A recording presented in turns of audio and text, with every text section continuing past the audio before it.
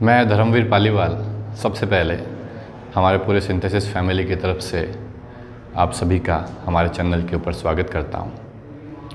आज जो हम सेशन लेके आए हैं आपके सामने वो purely for the JEE Mains, JEE advance and as well as for class 11th and class 12th के सभी स्टूडेंट्स के लिए जो मैथमेटिक्स के अंदर अपना आगे करियर बनाना चाहते हैं।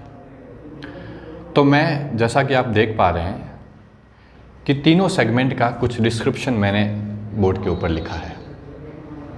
अभी वन बाय वन हम सभी पर डिस्कशन करेंगे, लेकिन उस डिस्कशन को स्टार्ट करने से पहले कुछ थोड़ा सा गुफ्तगू हो जाना चाहिए। ये जो सेशन हम लोग लेके आए हैं आप लोगों के लिए, ये आप जानते हैं सबसे पहले इम्पोर्टेंट बात कि अभी ऐसा माहौल है फॉर द कोविड-19, जैसा कि आप सभी जानते हैं कि क्लासरूम में बैठ कर के जो लाभ आप लोग नहीं ले पा रहे हैं, उस लाभ को आप तक कैसे पहुंचाया जाए, किस तरीके से जो नेगेटिव एटमॉस्फेयर है उसको किस तरीके से रिड्यूस किया जाए, आप में किस तरीके से अपने प्रिपरेशन के लिए, अपने डेडिकेशन को बनाए रखने के लिए हम लोग क्या आपको बूस्ट अप पैकेज दे सकते हैं, किस तरीके से आपका कॉन्फिडेंस बूस्ट अप कर सकते हैं, आपके प्रिपरेशन को मेंटेन रखना, उसमें और थोड़ा सा और प्योरिटी लाना, उसको थोड़ा सा और इन्हांस लेवल के ऊपर ले जाना और कंटिन्यूटी बनाए रखना, ये हमारा टारगेट है, ताकि आप अपने आप को इंगेज रखें, साथ साथ में हेल्दी रह करके इस टेक्नोलॉजी के माध्यम से जो आपका टारगेट है उस टारगेट को आप अचीव करें। तो उस टारगेट को अचीव करने के लिए जो कार्यक्रम हमारे संस्थान ने आप लोगों के लिए स्टार्ट किया है, तो सबसे पहले मैं हमारे संस्थान के सभी डायरेक्टर्स को बहुत बहुत बधाई दूंगा और साथ साथ में आप लोगों को भी मैं बधाई दूंगा, बिकॉज़ आप लोग भी कहीं ना कहीं ये कार्यक्रम अटेंड कर रहे हैं, उसको फॉलो करेंगे तो कहीं ना कहीं आप भी बधाई के पात्र हैं। तो इसी ग्रेट एनर्जी के साथ में, इसी ब्यूटीफुल एंथुसियाज्म, पॉजिटिव एनर्जी के साथ में हम इस कार्य को स्टार्ट करना है। मैं आज का जो सेशन है ये मैथमेटिक्स के सब्जेक्ट के ऊपर लेने वाला हूँ।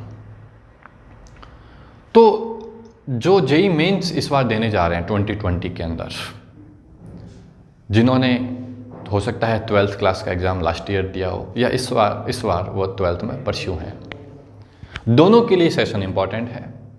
एज वेल एज जो 11th से 12th में मूविंग है उसको किस तरीके से स्टडी करनी है वो भी हम डिस्कशन करेंगे। जो क्लास 10th का एग्ज़ाम दे चुका है, हालांकि उनके कुछ राजस्थान बोर्ड में जो हैं उनके एग्ज़ाम बाकी हैं, CBSE में भी बाकी हैं, तो भले बाकी हैं, वो होने नहीं होने बाद की बात है, जो वो सरकार तय करेगी। लेकिन हमारा काम है कि हमें आगे कंटिन्यू स्टडी कैसे करनी है, हमारा प्लान एकदम क्लियर होना चाहिए, हमारा विजन क्लियर होना चाहिए, हमारा मैनेजमेंट क्लियर होना चाहिए, हमें उसके अंदर रुकना नहीं है। तो जेई मेंस जो इस बार देने जा रहे हैं, सबसे पहले मैं स्टार्ट उनके लिए करने वाला हूँ।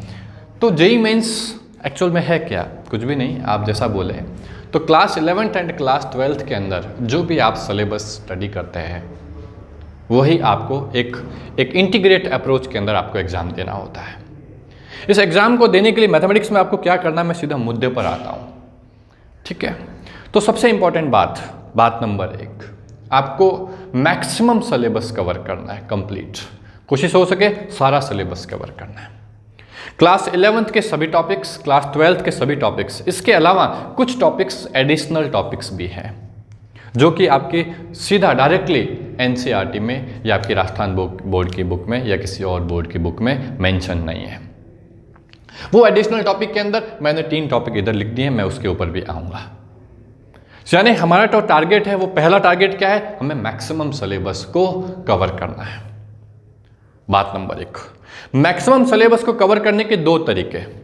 पहला तरीका, हर टॉपिक का थ्योरेटिकल कॉन्सेप्ट क्या है उसको रिवाइज करना है। उसके बाद में उसके ऊपर किस किस वैरायटी के क्वेश्चंस बन रहे हैं, आपने कितने वैरायटी के क्वेश्चन लगाए हैं, कहाँ कहाँ आपको अच्छा क्वेश्चन कॉन्सेप्ट के रूप में मिला, यदि आपने वो टिक मार्क किया हुआ है तो उसका रिवीजन करना है। यानी कि देखिए सिलेबस को कवर कैसे करना है, पहला थ्योरेटिकल पॉइंट ऑफ व्यू से हर टॉपिक पे जाना है, उसका थ्योरेटिकल पार्ट क्या है अभी हम डिस्कस करेंगे, और उसी कॉन्सेप्ट के ऊपर क्वेश्चन कैसे कैसे डिजाइन होते हैं, हमें उन क्वेश्चंस की प्रैक्टिस करनी है। मैथमेटिक्स केवल और केवल थ्योरी से नहीं, कॉन्सेप्ट के साथ साथ में हमें उस कॉन्सेप्ट को यूज करना है बाय द डिफरेंट क्वेश्चंस। ये हमें सिलेबस को कवर करने का, अभी भी सिलेबस को कवर करने में कुछ चीज अधूरी है, और वो क्या है, टेस्ट सीरीज। यानी जब आप थ्योरेटिकल कॉन्सेप्ट कर लेंगे, उस पर बेस्ड एग्जाम्पल क्वेश्चंस लगाएंगे, और फिर आपका जो नेक्स्ट स्टेज होगा वो होगा टेस्ट सीरीज। टेस्ट सीरीज भी दो तरह की, एक वो टेस्ट सीरीज जिसमें जो लास्ट ईयर्स क्वेश्चंस आ चुके हैं अभी तक जो क्वेश्चंस पूछे जा चुके हैं बाय IITs के द्वारा, IIT में जो क्वेश्चन पूछ लिए गए हैं, एक तो वो क्वेश्चंस हमें सॉल्व करने हैं, और दूसरा जो टाइप होगा कि हमें जो क्वेश्चंस नहीं पूछे हैं और रैंडम उतने टाइम के अंदर बैठ करके क्वेश्चन को सॉल्व करना है। उसके लिए भी हमारा संस्थान, हमारी टीम आपके साथ में हैंड टू हैंड काम कर रही है। आप निश्चित रूप से देखेंगे कि किस तरीके से इस डेट तक पहुंचने से पहले, from up to 18 July to 23 July, हमें इस डेट तक पहुंचने से पहले पूरा शेड्यूल मेंटेन कर लिया है। उस शेड्यूल के अकॉर्डिंग बिल्कुल निश्चित रूप से टेस्ट होता है, उस टेस्ट का सॉल्यूशन दिया जाता है, बच्चों की रैंकिंग आती है, उनके जो डाउट्स होते हैं वो डाउट्स दूर किए जाते हैं, और उनका हौसला अफजाई किया जाता है। तो ये सारा का सारा प्रोसीजर जो है ये अब तक यहाँ तक चलने वाला है, इस डेट तक चलने वाला है। तो थ्योरी प्लस आपके एक्सरसाइज, थर्ड एक्सरसाइज के बाद में आपके वो क्वेश्चंस जो अब तक आ चुके हैं, एंड फोर्थ आपकी स्पीड को बनाए रखने के लिए, आपकी एक्यूरेसी को बढ़ाने के लिए, आपकी कंटिन्यूटी को बनाए रखने के लिए, आपके कॉन्सेप्ट को और स्ट्रांग करने के लिए, कम टाइम में क्वेश्चन को सॉल्व करने का तरीका, ये सब हमने एक शेड्यूल के रूप में डिसाइड किया है। आप निश्चित रूप से उसको अटेंड करना, ये मेरा आपसे पर्सनल सजेशन है। बिकॉज जितनी अधिक प्रैक्टिस करेंगे, मेरा ये मानना है, उतना अधिक परफेक्शन आने वाला है, ये तय है। ठीक है, नाउ आइए, अब हमने जो टॉपिक लिखे हैं, अब मैं उस पर 1 बाय 1 डिस्कशन करूंगा। कहाँ क्या टॉपिक पर आपको ध्यान देना है, मैं वो बात बोलने जा रहा हूं। ठीक है, तो मैं प्योरली पहले JEE Mains point of view से बोल रहा हूं, और जो भी क्लास 11th में अब आने वाले हैं और क्लास 12th में आने वाले हैं, वो भी मेरे इस लेक्चर को बहुत ध्यान से सुने, क्योंकि उसके लिए जब बताऊंगा तो 11th एंड 12th क्लास के बच्चों का इसमें अपने आप कवरेज हो जाएगा।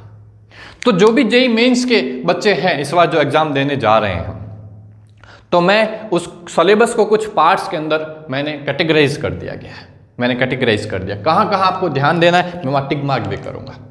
तो सबसे पहले क्लास 11th के टॉपिक्स देखता हूँ मैं। क्लास 11th के टॉपिक्स में बेसिक मैथमेटिक्स का एक पूरा कंटेंट आता है, जिसके अंदर ये बताया जाता है कि कैसे मैथमेटिक्स की शुरुआत में सिंबल्स का क्या यूज़ है, सेट थ्योरी के अंदर ये बताया जाता है, किस तरीके से natural number, whole number, number system क्या होता है वो बताया जाता है। उसके बाद में किस प्रकार से उन नंबर्स का कलेक्शन बनाया जाता है with the help of open bracket, close bracket and curly brackets, उनका रोल सिखाया जाता है। फिर उसके बाद में यूनियन, इंटरसेक्शन एंड कॉम्प्लीमेंट, ये 3 तरीके के जो ऑपरेशंस होते हैं उनका ऑपरेशंस का इस्तेमाल कैसे होता है ये बताया जाता है सेट थ्योरी के अंदर। तो जो मेंस के बच्चे हैं उनको ये पता होना चाहिए एक तो कि ओपन ब्रैकेट कहाँ लगता है, क्लोज ब्रैकेट कहाँ लगता है, कर्ली ब्रैकेट कहाँ लगता है, और स्टैंडर्ड सेट का नोटेशन क्या क्या है, natural number, whole number, real plus, real minus, complex number, integer number यानी जेड, वो सिंबल्स पता होना चाहिए बात नंबर 1। यहाँ उनको ज़्यादा एक्सरसाइज में एक तो यहाँ बात ध्यान देने की है, एक्सरसाइज के रूप में वो यूनियन और इंटरसेक्शन के कुछ क्वेश्चन लगा सकते हैं, दैट्स ऑल। बिकॉज इसका जो बेनिफिट उनको मिलता है वो प्रोबेबिलिटी चैप्टर में भी मिलता है। मेरे बहुत लेक्चर को ध्यान से सुने, मैं कहाँ कनेक्शन क्या क्या है वो भी बताने वाला हूँ। तो इस जब चैप्टर को बच्चे करें तो वहाँ केवल उनको रिप्रेजेंटेशन पता होना चाहिए, सिंबल्स क्या है उनका नॉलेज होना चाहिए, एंड दैट आफ्टर उसके बाद में आपको ये पता होना चाहिए कि यूनियन इंटरसेक्शन के क्वेश्चंस यहाँ पर कैसे बनते हैं, क्या फॉर्मूला यूनियन का होता है, क्या इंटरसेक्शन का होता है, for 2 sets and for 3 sets, वो कॉन्सेप्ट के साथ में पता होना चाहिए। फॉर्मूले दो पता जरूर होने चाहिए इसके अंदर। The number of elements of A union B equal to n A plus n B minus n A intersection B, and the number of elements of A union B union C equal to just like n A plus n B plus n C minus n A intersection B minus n B intersection C, minus n n मतलब number of elements A intersection C, and plus last में the number of elements of A B and C, तीनों का intersection. एक तो ये formula पता होना चाहिए, इस पर क्वेश्चन किए हुए होने चाहिए, कभी कभार पूछ लिया जाता है। उसके अलावा ये पता होना चाहिए कि कोई भी एन ए कहीं पे लिखा जाता है तो उसका मतलब क्या है, एन ए के साथ में कुछ इंटरसेक्शन है तो उसका मतलब क्या है, ए में से कुछ माइनस कर रहा है या कॉम्प्लीमेंट है तो उसका मतलब क्या है, और एन एग्जैक्टली कहीं पे वर्ड आ जाता है ठीक, या केवल ए वर्ड कहीं आ जाता है तो उनका मीनिंग पता होना चाहिए। ये पता होते ही इस चैप्टर से क्वेश्चंस जो है ऐसा नहीं होगा कि उनसे होगा नहीं, बहुत आराम से कर पाएंगे। उसके बाद में आता है फिर next topic relation and function. ये रिलेशन एंड फंक्शन बिल्कुल सेट थ्योरी से ही कनेक्ट है। यहाँ सबसे पहले तो रिलेशन की डेफिनेशन बच्चों को क्लियर होनी चाहिए। रिलेशन की डेफिनेशन क्लियर होने के बाद में किस प्रकार से एक रिलेशन का सेट और सबसेट से फॉर्मूला बिलोंग करता है वो पता होना चाहिए। उस रिलेशन में एक एलिमेंट जो है उसका रिप्रेजेंटेशन ऑर्डर पेयर के अंदर क्या रिप्रेजेंट करता है ये पता होना चाहिए। मेरी बात ध्यान से सुनते जाना। ऑर्डर पेयर में एक रिलेशन क्या बताना चाह रहा है वो पता होना चाहिए। उसके बाद में उस रिलेशन के टाइप्स क्या क्या हो सकते हैं, उस टाइप्स का आपको हर टाइप्स के बारे में पता होना चाहिए। डायरेक्टली क्वेश्चन पूछ लिया जाता है, बताइए रिफ्लेक्सिव रिलेशन है कि नहीं, बताइए सिमेट्रिकल रिलेशन है कि नहीं, बताइए ट्रांजिटिव रिलेशन है कि नहीं, एंड बताइए इक्विवेलेंस रिलेशन है कि नहीं। हिंदी में सम्मित है ना, स्वतुल्य, संक्रामक, तुल्यता संबंध, यही नाम आते हैं। तो रिलेशंस के टाइप, रिलेशन की डेफिनेशन पता होनी चाहिए, उसके ऊपर आप क्वेश्चन लगा लीजिए। ज़्यादा टफ नहीं है, बस थोड़ा सा थ्योरेटिकल, कभी कभी इसमें थ्योरेटिकल बेस्ड क्वेश्चन भी आता है, उसको थोड़ा ध्यान से देखना है। उसके अलावा मैं आपको ये बताऊंगा रिलेशन के साथ में एक वर्ड जुड़ा हुआ होता है, इससे रिलेटेड टॉपिक आता है कार्टेशियन पेयर। वो कार्टेशियन पेयर का मतलब क्या है, हाँ ये सबसे बड़ा रिलेशन ही एक प्रकार से कार्टेशियन पेयर होता है। उसको किस प्रकार से रिलेशन में यूज़ करते हैं, जो फॉर्मूला बनता है 2 टू द पावर है ना, जो सबसेट के अंदर बताया जाता है कि कोई भी सेट एक है, उसके नंबर ऑफ एलिमेंट्स n है तो उसके सबसेट्स कितने बनते हैं, ये वहाँ पे बताया जाता है आपको, है ना। 2 टू दी पावर क्या प्रॉपर सबसेट होता है, वो सब हम सेट के अंदर टाइप्स के अंदर जब बढ़ते हैं उसकी स्टडी करते हैं तब आपको ध्यान से देना है, ध्यान रखना है। रिलेशन के अंदर मैंने आपको बता दिया क्या चीज़ ध्यान रखने वाली है, केवल रिलेशन में आप इस बात को ध्यान रखेंगे। फिर एक रिलेशन का फंक्शन से कहाँ डिफरेंस है, कहाँ सिमिलरिटी है, यानी दोनों में बेसिक डेफिनेशन में ध्यान रखना या बेसिक डेफिनेशन ध्यान से देखनी है। बस एक बार इतना ही काम करना है। बेसिक डेफिनेशन ध्यान से देखने के बाद में और उसको फिर मैपिंग पर ले जाने के बाद में फिर उसके जो नेक्स्ट स्टडी आती है वो मैं आपको यहाँ मैंने कवर कर रखा फंक्शन के नाम से। ये कंप्लीट स्टडी 12th क्लास के आप टॉपिक्स के अंदर कंप्लीट कवरेज करते हैं, जहां आप ये देखते हैं कि किस प्रकार एक फंक्शन की वैरायटी होती है। आपको सब तरीके के फंक्शन के बारे में पता होना चाहिए कि मैथमेटिक्स में आइडेंटिकल वर्ड कहीं आता है तो उसका मतलब क्या है, एल्जेब्रा वर्ड कहीं पर आता है तो उसका मतलब क्या है, लीनियर वर्ड कहीं पर आता है तो उसका मतलब क्या है, क्वाड्रेटिक वर्ड कहीं पर आता है तो उसका मतलब क्या है, क्यूबिक वर्ड आता है कहीं पर तो मतलब क्या है, पॉलिनोमियल आता है तो उसका मतलब क्या है, लॉगरिथम वर्ड कहीं पर आता है तो उसका मतलब क्या है, इनवर्स कहीं पर आता है तो उसका मतलब क्या है, ट्रिग्नोमेट्रिकल कहीं पर लिखा हुआ आ जाता है तो वो कौन कौन से फंक्शंस होते हैं, उनकी बेसिक स्टडी क्या क्या होती है, उनकी बेसिक फार्मूलाज क्या क्या होते हैं, बिल्कुल टिप्स पर होना चाहिए। फिर एक्सपोनेंशियल वर्ड क्या होता है उसका मीनिंग भी पता होना चाहिए। ये सारी स्टडी आप लोग इसके अंदर करते हैं, मतलब इसके अंदर आप सब मैथमेटिक्स का सारा पोर्शन एक बार हल्का आप इंट्रोड्यूस्ड हो जाते हैं एक प्रकार से, है ना। हम ये कह सकते हैं कि ये मैथमेटिक्स का वो पोर्शन है, वो स्ट्रॉन्ग पोर्शन है जो कि आपको स्क्रीन के रूप में सबसे रूबरू करा देता है, थोड़ा कि इसका लैकुना कहाँ पर है, इसका स्ट्रॉन्ग पॉइंट कहाँ पर है, उसका नेचर कैसा है, ये आप यहाँ पर स्टडी करते हैं। तो यहाँ पर आपको ग्राफ बताया जाता है जो कि मैं ये मानता हूँ कि एक प्रकार से हमारा ब्रह्मास्त्र है मैथमेटिक्स में। बहुत सारे स्थान के ऊपर हम बहुत सारे क्वेश्चंस में ग्राफ का यूज़ करते हैं, वो आपको यहाँ पर बहुत ध्यान से, यानी जब भी आप मेंस की तैयारी के लिए आप मैथमेटिक्स के सिलेबस को कवर करने जा रहे हैं तो आपका टारगेट होना चाहिए कि फंक्शन में हमें ग्राफ हमारे हाथ में हो, सब बेसिक फंक्शंस के ग्राफ। उसके बाद में फिर उस पर मॉडुलस लग जाए, फिर उस पर ग्रेटेस्ट इंटीजर लग जाए, फिर उस पर फ्रैक्शनल पार्ट लग जाए, फिर उस पर लीस्ट इंटीजर लग जाए, फिर उसके ऊपर सिग्नम फंक्शन लग जाए, किसी के ऊपर इन्वर्स लग जाए, हमें वो यहाँ पर स्टडी कर लेना है। यानी सब ग्राफ आपके टिप्स पर होने चाहिए। ग्राफ में चेंजेस होने से उस बेसिक ग्राफ पर क्या इफेक्ट होता है, ये हम ट्रांसफॉर्मेशन ऑफ ग्राफ के अंदर बताया करते हैं। मैंने क्लासें ली है इसके ऊपर, आप हमारे वीडियो भी देख सकते हैं ग्राफ के ऊपर, जो स्पेशली इस चैप्टर में आएंगे। उसके बाद में इस चैप्टर में कुछ टर्मिनोलॉजीज आती है। डोमेन क्या होता है, रेंज क्या होता है, वन क्या होता है, मैनी वन क्या होता है, इवन ऑड क्या होता है, पीरियोडिसिटी क्या होती है, कॉम्प्लेक्स क्या होता है, कंपोजिट फंक्शन क्या होता है और इनवर्स क्या होता है। सब पर, यानी कहने का मतलब डोमेन और रेंज को मजबूत करने के साथ साथ में ग्राफ को मजबूत करके आप यहाँ के इसकी वैरायटी में जाते हैं कि एक फंक्शन के नेचर क्या क्या होते हैं, वो आप यहाँ स्टडी कर लेते हैं।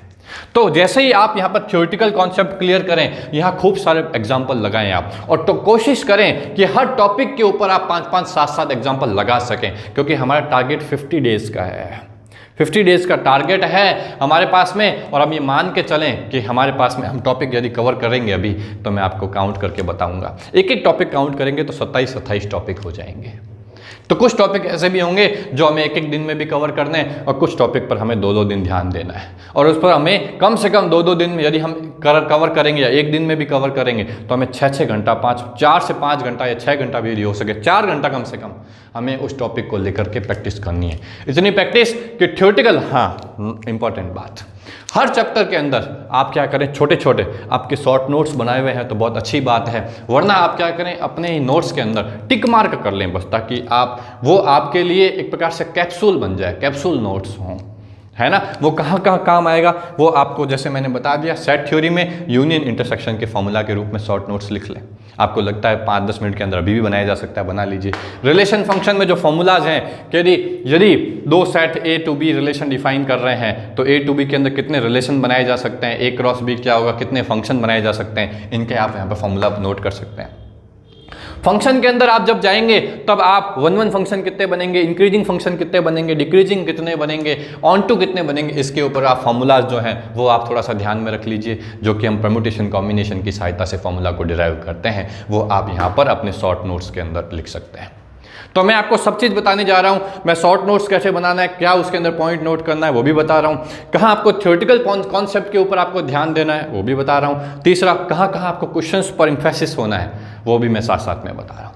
तो इसमें हमें क्वेश्चन भी करने हैं, और हमें कोशिश ये करनी है कि हम मिक्स क्वेश्चन करें, 5 से 7 क्वेश्चन डोमेन के हों, 5 से 7 क्वेश्चन डिफरेंट वैरायटी रेंज के हो, सारे ग्राफ हमारे कवर हों, और साथ साथ में, और यदि इतना टॉपिक क्लियर हो जाता है तो 1-1 ऑन 2 ये पहचानना कोई बड़ी बात नहीं है। कंपोजिट फंक्शन हम पढ़ते हैं तो उस पर थोड़ा सा 5 से 7 क्वेश्चन किए जाएं, इनवर्स पर 2 से 3 क्वेश्चन किए जाएं, मैं मानता हूँ सफिशिएंट है। यदि आप इतने क्वेश्चन करने के बाद लास्ट ईयर के क्वेश्चन अटेम्प्ट कर लेते हैं, और जो हमारी जो टेस्ट सीरीज चल रही है आप उसको कवर कर लेते हैं, तो आपको इस चैप्टर से भी क्वेश्चंस मैं नहीं मानता कि छूटेंगे। तो देखिए यहां के बाद में मैं सीधा यहां मूव कर गया, तो जो 11th और 12th क्लास के बच्चे हैं अपनी अपनी क्लास के, वो भी देख रहे होंगे कि कहां भी चैप्टर का कनेक्शन आता है, कि यहां पढ़ने के बाद हम बाकी चैप्टर वहां पढ़ने वाला है, ये भी वो समझ रहे होंगे।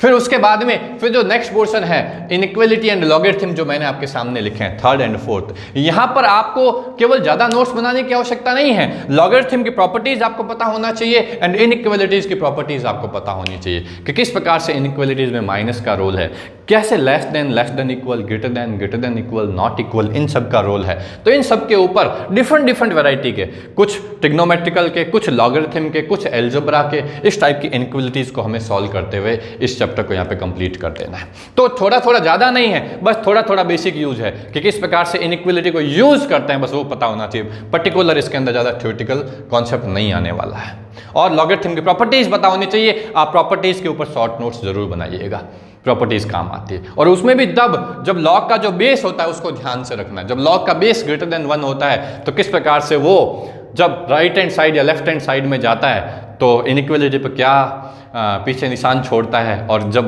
बेस जो है 1 से छोटा 0 से बड़ा हो, और जब वो जाता है तो क्यों इनइक्वालिटी का साइन चेंज हो जाता है, इस बात के ऊपर थोड़ा ध्यान देना है।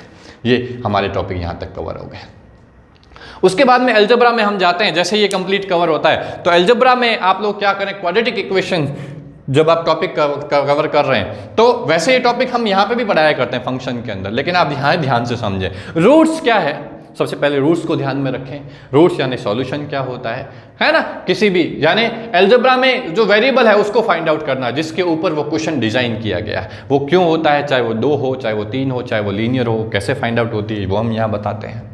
उसके बाद में सेकंड इंपॉर्टेंट बात आती है यहाँ पर ग्राफ। यहाँ पर क्वाड्रेटिक फंक्शन का आपको ग्राफ सीखना बहुत जरूरी है। हर क्वाड्रेटिक फंक्शन का आपको ग्राफ बनाया हुआ होना चाहिए आपके दिमाग में कि क्या क्वाड्रेटिक फंक्शन का ग्राफ कैसे बनता है। ax² + bx + c में जब आपका क्वाड्रेटिक इक्वेशन में x² का कोफिशिएंट पॉजिटिव है तो अपवर्ड पैराबोला, नेगेटिव है तो डाउनवर्ड पैराबोला। वर्टेक्स क्या है, वर्टेक्स का कोऑर्डिनेट क्या होता है, -b/2a, -d/4a। ये सब चीज़ आपको यहाँ पर पता होनी चाहिए। उसके बाद में 1 कॉमन रूट क्या कहता है, 2 कॉमन रूट क्या होता है, एक तो वो कंडीशन पता होनी चाहिए। और नेक्स्ट इंपॉर्टेंट बात, ग्राफ पता है, root common root, 1 common root, 2 common root यदि पता है तो उसके बिहाफ के ऊपर और साथ साथ में मॉडुलस और का यूज करते हुए क्वेश्चन आ जाएं तो आपको उस क्वेश्चन को कैसे सॉल्व करना है। मॉडुलस का कॉन्सेप्ट पता होना चाहिए कि that carry only numerical quantity. Her concept में आपको थ्योरेटिकल कॉन्सेप्ट को बहुत स्ट्रांग रखना है, उससे हमारा क्वेश्चन बहुत अच्छे तरीके से सॉल्व होने वाला है, ध्यान रखना।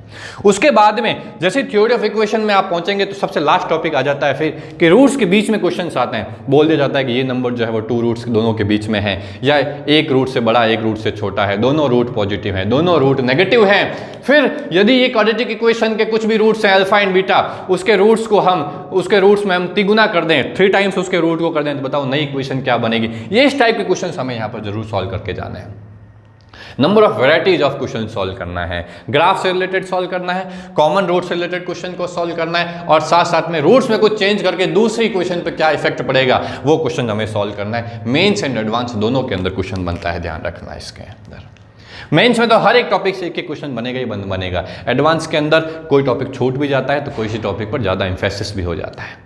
उसके बाद में सीक्वेंस एंड सीरीज। हम सीक्वेंस एंड सीरीज को जब अटेम्प्ट करेंगे तो सबसे पहले एपी जनरल सीक्वेंस जो हमारे सामने होते हैं, progressions, arithmetic, geometric and harmonic, हमें वो पता होना चाहिए। किस तरीके से वो सीक्वेंस बनती है हमें वो पता होना चाहिए। वहाँ कॉमन डिफरेंस का क्या मीनिंग है, वहाँ फर्स्ट टर्म का क्या मीनिंग है, वहाँ नंबर ऑफ टर्म्स का क्या मीनिंग है, वहाँ कॉमन रेशियो का क्या मीनिंग है, हमें ये पता होना चाहिए। उनके सम एन नंबर्स का सम का क्या मीनिंग है, इनफाइनाइट नंबर्स का सम का क्या मीनिंग है। आप शॉर्ट नोट्स के अंदर जब भी बनाएंगे यहाँ पर तो आप यहाँ पर सीक्वेंस के सम जरूर लिखेंगे, नंबर ऑफ टर्म्स आप जरूर लिखेंगे।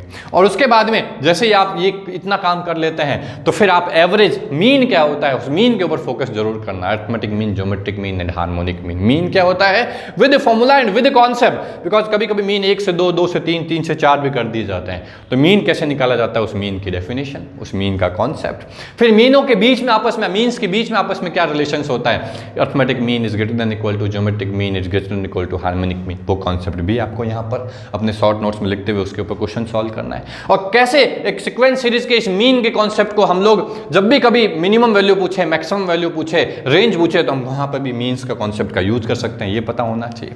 उसके बाद में जब हम डिफरेंट टाइप्स ऑफ सीरीज में जाते हैं तो हम जाते हैं कि किस प्रकार से एपी जीपी के कॉम्बिनेशन से एजीपी बनती है।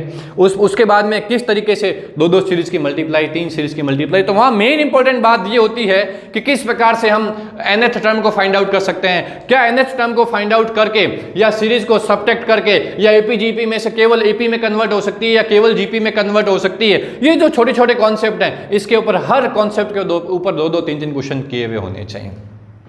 और साथ ही साथ में मिक्सअप सीरीज को सॉल्व करने के लिए sigma n square and sigma n cube का बेहतरीन रोल कैसे आप कर सकते हैं, बिकॉज इसके अंदर जो मेन टर्मिनोलॉजी होती है वो होती है nth टर्म।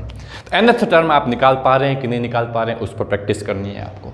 उस nth टर्म की सहायता से क्या आप सीरीज का सम निकाल पा रहे हैं, उस पर आपकी प्रैक्टिस होनी चाहिए। सिग्मा एन का formula nn+1/2, sigma n square का formula nn+1 2n+1/6, sigma n cube का फॉर्मूला nn+1/2 का होल स्क्वायर। ये फॉर्मूला डिराइव कैसे होता है, जरूरत पड़ गई मान लो पावर 4 की तो तुरंत निकाल करके आया हुआ होना चाहिए।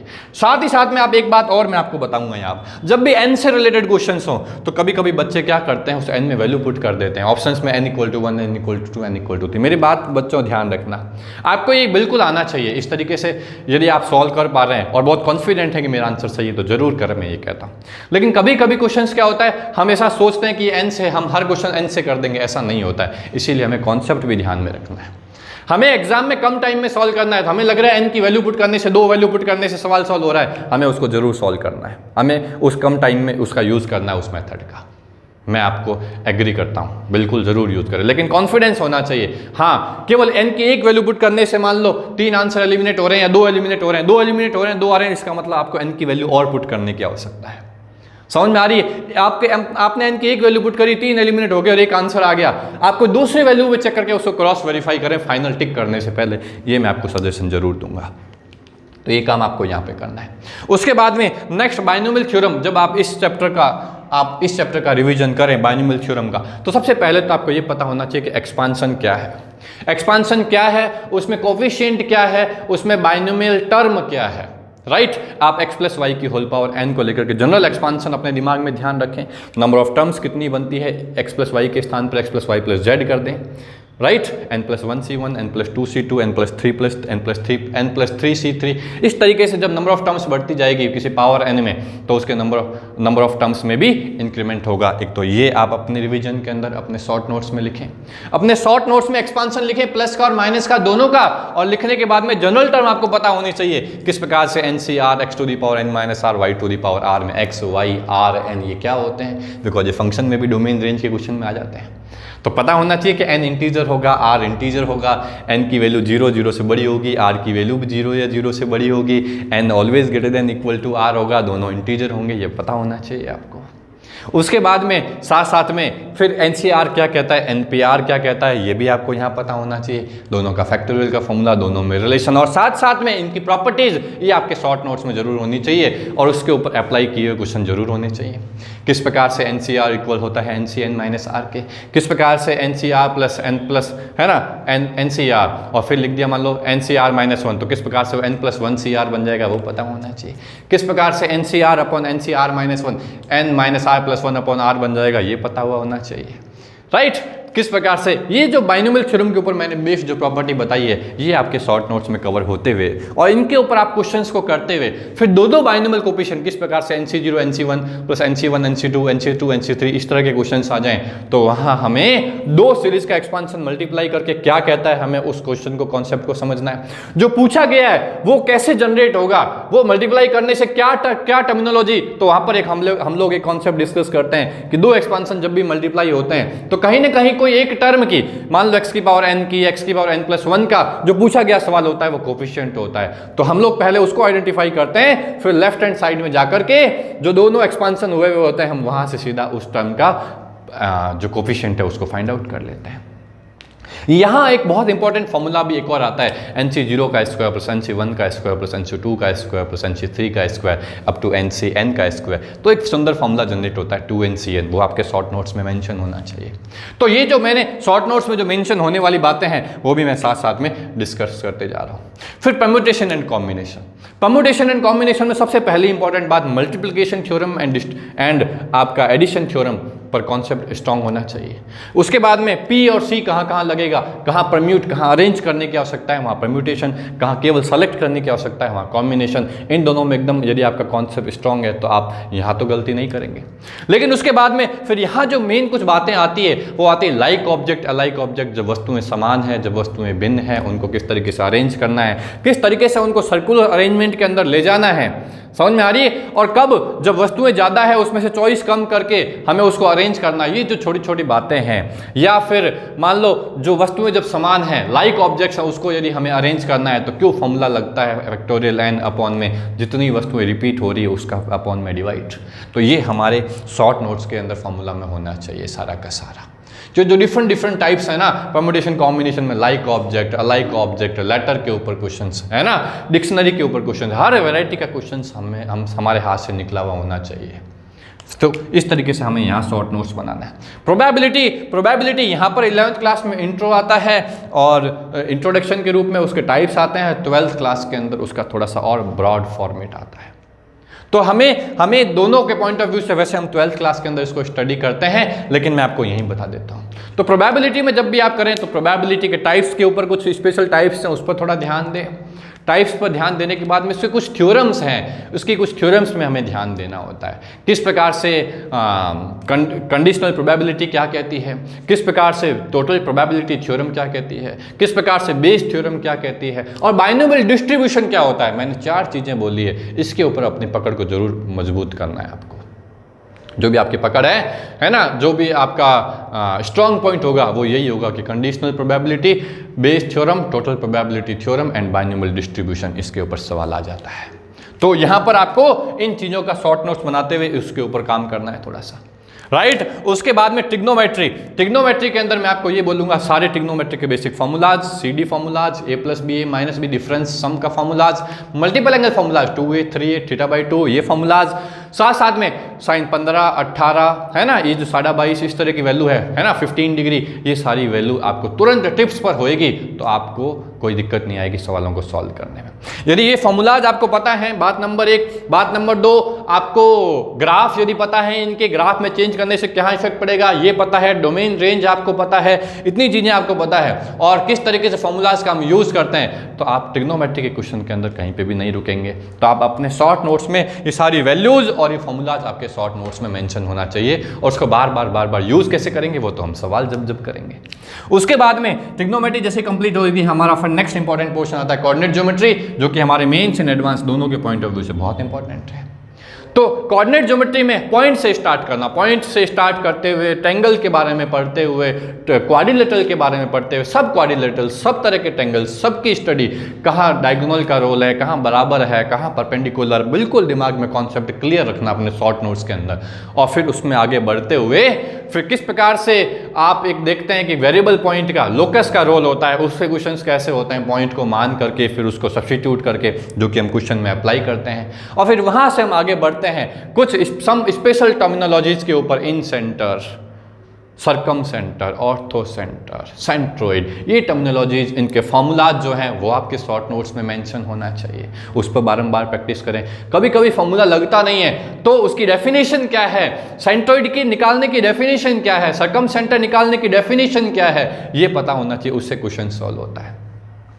जैसे ही आप ये पहुंच जाते हैं, इसको कंप्लीट करते हैं, तब आप अब स्ट्रेट लाइन के अंदर मूव करते हैं। तो स्ट्रेट लाइन के सारे फॉर्मेट, जो भी स्ट्रेट लाइन के फॉर्मेट्स हैं, चाहे वो इंटरसेप्ट फॉर्म हो, चाहे वो 1 पॉइंट फॉर्म हो, चाहे 2 पॉइंट फॉर्म हो, चाहे वो स्लोप फॉर्मेट हो, चाहे वो कार्टेशियन फॉर्मेट हो, राइट, ये सारे के सारे, चाहे वो स्लो फॉर्मेट हो, चाहे वो पैरामेट्रिक फॉर्मेट हो, ये सारे के सारे फॉर्मेट, पैरामेट्रिक फॉर्मेट बहुत वेरी इंपॉर्टेंट, ये आप बहुत अच्छे तरीके से यूज़ करना आपको आना चाहिए, इस पे क्वेश्चन सॉल्व करना, एडवांस में क्वेश्चन आते हैं इसके ऊपर। तो ये कंप्लीट करते हुए फिर एक लाइन से 2 लाइन का रोल क्या है, उनका इंटरसेक्शन पॉइंट, उनकी स्लोप में आपस में पैरेलल होने पर क्या रिलेशन है, परपेंडिकुलर होने पर क्या रिलेशन है, ना पैरेलल ना परपेंडिकुलर है, एंगल कैसे निकाला जाता है, यदि स्ट्रेट लाइन को रोटेट कर दें तो किस प्रकार से एक्स चेंज हो जाएगा, किस प्रकार से वाई चेंज हो जाएगा, ये सारा हमें यहाँ पर ध्यान देना है। 2 से 3 लाइन्स जा रही है तो किस प्रकार से वो कोइंसिडेंस हो रही है, तो उसकी जो डिटर्मिनेंट्स के फॉर्मेट में आप जो शॉर्ट्स नोट बनाते हैं, A1 B1 C1 A2 B2 C2 A3 B3 C3 का आपका डिटर्मिनेंट 0 आपको शॉर्ट नोट्स में होना चाहिए। और जैसे कोइंसिडेंस पे आप जाते हैं तो फिर आपकी फैमिली ऑफ लाइंस क्या कहता है, L1 + लैम्डा L2 = 0, उस कॉन्सेप्ट को आपको शॉर्ट नोट्स में कवर करते हुए उस पर क्वेश्चन सॉल्व करने हैं। और फिर 2 स्ट्रेट लाइन को कैसे एक तरीके से रिप्रेजेंट करते हैं, जिसको हम पेयर ऑफ लाइंस बोलते हैं, ax² + 2hxy + by² + 2gx + 2fy + c = 0। और यहीं से ही आपका कॉन्सेप्ट स्टार्ट हो जाता है, कौन सा, कॉनिक सेक्शन का। बिकॉज यहां से आप डेल्टा की वैल्यू, डेल्टा नाम की एक टर्म आती है, वो आपके शॉर्ट नोट्स में होनी चाहिए, abc + 2fgh - af² - bg² - ch², वो 0 कब होता है, वो नॉन जीरो कब होता है। 0 होगी तो पैरेलल ऑफ लाइंस होगी, नॉन जीरो होगी तो पैराबोला, हाइपरबोला, इलिप्स होंगे। पैराबोला, हाइपरबोला, इलिप्स होंगे तो वहां कॉनिक सेक्शन की आपकी स्टडी स्टार्ट हो जानी चाहिए। एक कॉनिक सेक्शन आपका ड्रॉ करके उसमें किस तरीके से, यदि आप वर्टिक्स से काटते हैं, नॉन वर्टिक्स के अलावा कहीं से काटते हैं, काटने पर जो ज्योमेट्री बनती है, फिर आप उसके बारे में स्टडी करते हैं। फिर इस स्टडी के बीच में आपका एक बहुत सुंदर टॉपिक आता है सर्किल के नाम से, हालांकि वो कॉनिक सेक्शन में आप बोल देते हैं। जब आप वर्टिक्स से नहीं काट करके किसी प्लेन के द्वारा किसी कॉनिक को किसी और जगह से काटते हैं तो वहां आपका सर्किल बनता है। तो सर्किल की सारे फॉर्मेट्स, सर्किल का लाइन के साथ में रिलेशन, सर्किल का पॉइंट के साथ में रिलेशन, सर्किल का सर्किल के साथ में रिलेशन, ये आपके शॉर्ट नोट्स में कवर होते हुए आप इसके ऊपर मिक्स क्वेश्चन करने की कोशिश करें। ठीक इसी प्रकार से पैराबोला, इलिप्स एंड हाइपरबोला, इन तीनों के बारे में बातचीत कर रहा हूं। इन तीनों के अंदर आपको क्या करना है, तीनों की डेफिनेशंस, तीनों में इसेंट्रिसिटी का रोल क्या होता है, तीनों की स्टैंडर्ड डेफिनेशन, तीनों के टेंजेंट के बारे में, तीनों के नॉर्मल के बारे में और उसके ऊपर बेस्ड प्रॉपर्टीज के बारे में, ये आपके शॉर्ट नोट्स में कवर होते हुए फिर आपको इनके ऊपर क्वेश्चन से अप्लाई करना है। ये हमारा कोऑर्डिनेट ज्योमेट्री हो जाएगा। स्टैटिक्स जो 11th क्लास के अंदर आता है, उसमें मीन क्या होता है, वेरिएंस क्या होता है, मॉड क्या होता है, ये छोटी छोटी चीजें हैं ना। स्टैंडर्ड डेविएशन क्या होता है, इनके फॉर्मूलाज और कहाँ का उसका मीनिंग समझते हुए वो आपको यहाँ पर प्रैक्टिस के रूप में करना है। फिर उसके बाद में फिर मैं आ जाता हूँ कैलकुलस के अंदर, आपका differential calculus and integral calculus. Differential calculus में मैंने फंक्शन आपको बता ही दिया, ट्रिग्नोमेट्री आती है और फंक्शन में आपने इनवर्स फंक्शन टॉपिक आपने क्लियर कर लिया तो इनवर्स ट्रिग्नोमेट्री में आपको ज़्यादा दिक्कत नहीं आती। तीनों की डोमेन, 6 के 6 फंक्शन के डोमेन, 6 की रेंज, उनके ग्राफ और उनके फॉर्मूलाज, वही सारा का सारा 2 sin inverse x, 3 sin inverse x, sin inverse x plus sin inverse y, sin inverse x plus cos inverse x, different types of formula. फिर जो मेन इंपॉर्टेंट इसके अंदर फॉर्मूलाज आते हैं वो sin inverse x, sin inverse sin x, ये जो आते हैं 2 sin inverse x, 3 sin inverse x, ये जो फॉर्मूला है ये किस तरह के उनके कंडीशन के अंदर वो डिफाइन होते हैं, वो कंडीशन के डिफाइन होने का आपको कारण पता होना चाहिए और फॉर्मूला जहां हो वहां जरूर आपको अपने शॉर्ट नोट्स में कवर करना है। फिर लिमिट, कंटिन्यूटी एंड डिफरेंशियबिलिटी, इसके अंदर आप सिंपल सी बात जानते हैं कि लिमिट में 7 तरह की जहां पर लिमिट का हम अनडिटरमाइंड फॉर्म पढ़ते हैं वो, और हर फॉर्मेट को ले जाने का तरीका क्या है, उसका अप्रोच क्या है, कहाँ फैक्टराइजेशन मेथड लगाना है, कहाँ रेशनलाइजेशन मेथड लगाना है, कहाँ पर हम x को 1/x से रिप्लेस कर सकते हैं, कहाँ पर यदि आपका 1 to infinity फॉर्मेट आ जाता है तो किस प्रकार से e⁻x-1 into gx का कॉन्सेप्ट लगाते हैं, कैसे इन्फिनिटी अपॉन इन्फिनिटी आ जाता है तो हम किस तरीके से एल्जेब्रिक में मैक्सिमम डिग्री को कॉमन ले लेते हैं। हर टाइप से आपको क्वेश्चन को यहाँ पे सॉल्व करना है। ये लिमिट और कंटिन्यूटी एंड डिफरेंशियबिलिटी में मेन किस प्रकार से कंटिन्यूटी फाइनाइट होती है, किस प्रकार से कंटिन्यूटी रिमूवेबल एंड इनरिमूवेबल होती है, ये आपको सतत और असततता के बारे में थोड़ा सा डेफिनेशन ध्यान होते हुए, फिर क्यों एक कंटिन्यूटी एंड डिफरेंशियबिलिटी में डिफरेंस, आपको लिमिट कंटिन्यूटी में मेन डिफरेंस कहाँ है आप जानते हैं, लिमिट के अंदर तो तीनों बराबर होता है, right hand left hand and at that point वहीं continuity, sorry right hand and left hand वहीं कंटिन्यूटी में, left hand and right hand as well as उस पॉइंट के ऊपर तीनों वैल्यू बराबर होनी चाहिए। ग्राफ के द्वारा भी आप इसको समझेंगे। RHL का मतलब क्या होता है, LHL का मतलब क्या होता है और उसका फॉर्मूला जहाँ जहाँ जो अप्रोच है वही हमें यहाँ यूज़ करनी है। डिफरेंशियबिलिटी में RSD LSD के फॉर्मूला पता होने चाहिए और देखते ही शार्प पॉइंट हम इसके अंदर बार बार यूज़ करते हैं, कॉर्नर पॉइंट जहाँ आता है वहाँ डिफरेंशिएबल नहीं होता है, किस प्रकार से एक differentiable plus differentiable function differentiable होगा कि नहीं, मल्टीप्लाई उनका होगा कि नहीं, ये टेबल आपके शॉर्ट नोट्स में होनी चाहिए फॉग ऑफ के रूप में। फिर डिफरेंशिएशन के सारे फॉर्मूलाज, उनके डिफरेंट जो हम अप्रोच लगाते हैं, चाहे वो चेन रूल हो, चाहे वो वेरिएबल का सब्स्टिट्यूशन हो, है ना, चाहे वो पैरामीट्रिक फॉर्मेट हो, ये सारे के सारे हम डिफरेंशिएशन के तरीके हमें आने चाहिए। किस प्रकार से एक डिटर्मिनेंट्स का डिफरेंशिएट करते हैं ये हमें हमारे शॉर्ट नोट्स के अंदर हमें कवर करना है। फिर उसके बाद में एप्लीकेशन ऑफ डेरिवेटिव, इसमें मैक्सिमा मिनिमा और इंक्रीजिंग डिक्रीजिंग और टेंजेंट नॉर्मल, ये हमारे बहुत अच्छे होने चाहिए। टेंजेंट नॉर्मल मोस्ट प्रोबेबली आप कोऑर्डिनेट ज्योमेट्री के अंदर कवर कर लेते हैं, लेकिन यहाँ पे भी पता होना चाहिए dy/dx एंड 1/dy/dx का क्या रोल है, क्या टेंजेंट होता है, क्या नॉर्मल होता है और किस तरीके से दो कर्वों के बीच की डिस्टेंस मिनिमम होती है। जब दो कर्व काटते हैं तो ऑर्थोगोनली होते हैं तो उसका मतलब क्या होता है, उनके बीच में जो एंगल बनेगा उसका मतलब क्या होता है। इन एंगल्स, इन मेन बेसिक डेफिनेशंस के ऊपर कहाँ मोनोटोनिक का मतलब क्या होता है, इंक्रीजिंग डिक्रीजिंग का मतलब क्या होता है, एक दिष्ट मोनोटोनिक इंक्रीजिंग मोनोटोनिक डिक्रीजिंग का मतलब, इनमें आपस में डिफ्रेंशिएट करते हुए कहाँ ग्रेटर देन या कहाँ ग्रेटर देन इक्वल टू 0 लगाना है, इन चीज़ों को ध्यान में रखते हुए आपको इस टाइप के सवालों को सॉल्व करना है।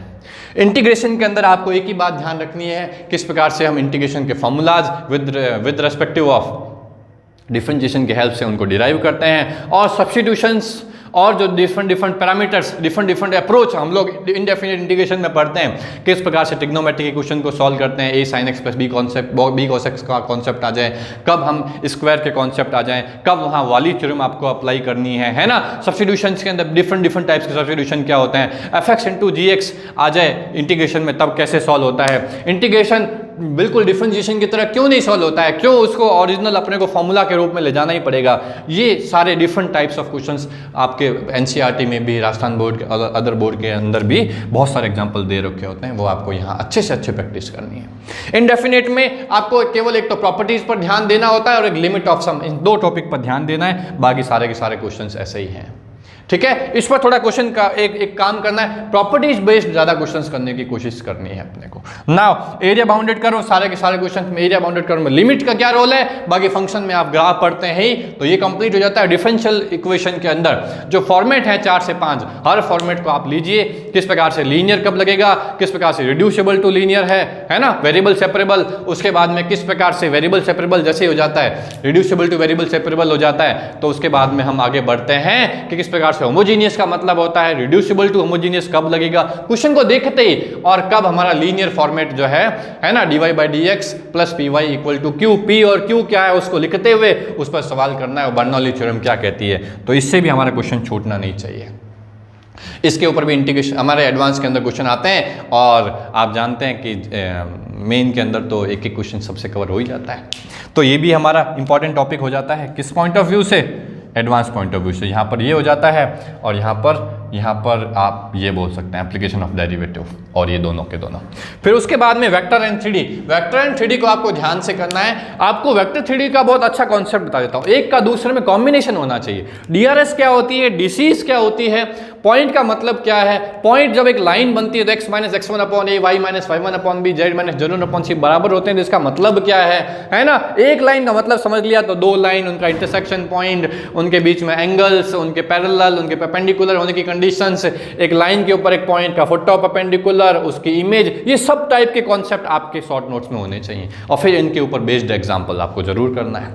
और ये जैसे कंप्लीट कर लेते हो तो फिर प्लेन क्या होता है, एक प्लेन की equation ax plus b y plus c x plus d में abc क्या होते हैं, है ना, और फिर एक प्लेन पर एक लाइन का रोल, एक प्लेन पर एक पॉइंट का रोल, प्लेन पर लाइन कोइंसाइड कर रही है कि नहीं कर रही है, ये छोटी छोटी जो चीजें हैं, उनके DRS के बीच में आपस में एंगल्स फाइंड आउट करना, लाइन लाई कर रही है तो उस पॉइंट को प्लेन में लाई करवाना, लाई करवाने का मतलब क्या होता है, ये आपको पता होते हुए आप यहाँ पर ये काम करने वाले हैं। कैसे दो पॉइंट, दो लाइन के बीच में शॉर्टेस्ट डिस्टेंस कवर की जाती है, कैसे एक लाइन और प्लेन के बीच में डिस्टेंस कवर की जाती है, कैसे उनका इंटरसेक्शन पॉइंट, उनके बीच में एंगल निकाला जाता है, ये मैं जो भी बोल रहा हूँ उन सब के ऊपर आपको काम करना है यहाँ पर। फिर आ जाता है मैट्रिक्स एंड डिटर्मिनेंट्स में, तो प्रॉपर्टी है ही सबसे सिंपल सा टॉपिक है। डिटर्मिनेंट्स में प्रॉपर्टी ध्यान रखो, और टाइप्स ऑफ मैट्रिक्स क्या होते हैं, और सिस्टम ऑफ इक्वेशन सॉल्व कैसे की जाती है, क्रैमर रूल क्या होता है, कंसिस्टेंसी इनकंसिस्टेंसी क्या होते हैं, no solution, infinite solution, unique solution का मतलब क्या होता है, ये यहाँ पर हमें पता होना, और रैंक क्या होती है। Linear programming purely 12th class का सब्जेक्टिव पोर्शन है, जो कि डायग्राम से हो जाता है, तो आपको ऑब्जेक्टिव में ज़्यादा ध्यान देने की आवश्यकता नहीं है। फिर आ जाता है solution of triangle, height and distance and Boolean algebra.